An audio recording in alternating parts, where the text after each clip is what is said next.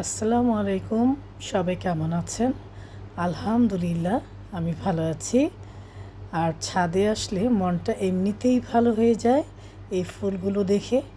দেখেন সাদা বাগান বিলাসটায় কত ফুল ফুটেছে, কি যে সুন্দর লাগছে ফুলগুলো।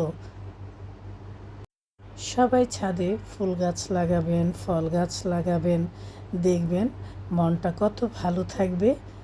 আর ফুল দেখলে কার না ভালো লাগে বলেন? আমার এই জলপই গাছে সেদিন শুকনো মরিচের গুঁড়ো আর ডিটারজেন্ট গুলিয়ে দিয়ে দিয়েছিলাম, কারণ এই পাতাগুলোর ভিতরে ছ্যাঙ্গার মতো ছিল। এখন কত সুন্দর লাগছে। আপনারাও এই উপকরণটি গাছে দেবেন, দেখবেন কোনো পোকামাকড় থাকবে না। রোদের কারণে এই যে ফুল গাছ একদম মরার মতো অবস্থা হয়েছিল, আমি সব পাতা ছেঁটে দিয়েছিলাম।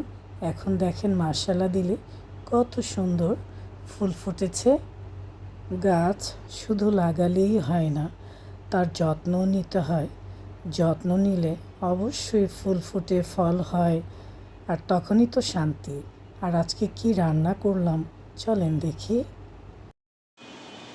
এই তো চলে এসেছে আমার রান্নাঘরে।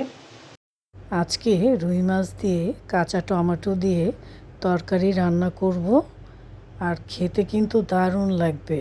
কাঁচা টমেটোটা আমি একটু মশলার সাথে ভেজে নিচ্ছি। সবজির দোকানে যেয়ে কাঁচা টমেটো দেখে মনটা খুবই খুশি হয়ে গেল, কারণ কাঁচা টমেটো দিয়ে রুই মাছ দিয়ে তরকারিটা কিন্তু খুবই ভালো লাগে। এখন মাছটা দিয়ে দিচ্ছি।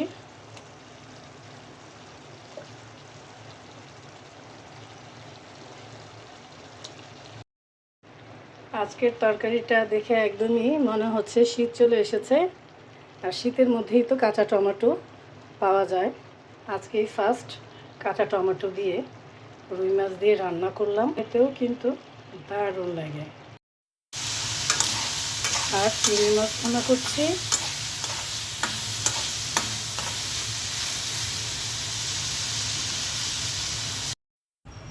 এই তো চিংড়ি মাছ ভোনা হয়ে গেল।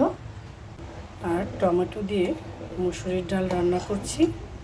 ডাল ছাড়া আবার আমার ঘরে একদমই চলে না। আর প্রিয়জনের মনের মতো করে রান্নাটা করবেন, দেখবেন খুব মজা করে খাবে। আর ছাদ বাগানে বেশি বেশি গাছ লাগাবেন। গাছ লাগালে মনটাও ভালো থাকে, আর ফুল দেখলে তো মন ভালো হয়ে যায়। সবাই ভালো থাকবেন, সুস্থ থাকবেন। আবারও দেখা হবে, কথা হবে। এখন আসি, আল্লাহ হাফেজ।